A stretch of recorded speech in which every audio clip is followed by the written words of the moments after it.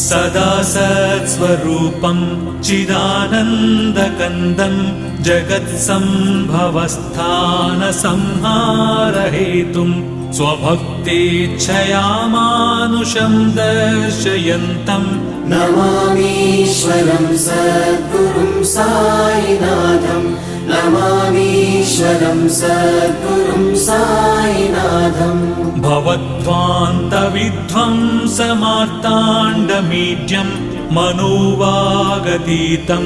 मुनिर्ध्यानगम्यं जगद्व्यापकं निर्मलं निर्गुणं त्वां नमामीश्वरं सद्गुरुं साईनाथं नमामीश्वरं सद्गुरुं साईनाथम् भवाम्बोधिमग्नार्दितानां जनानां स्वपादाश्रितानां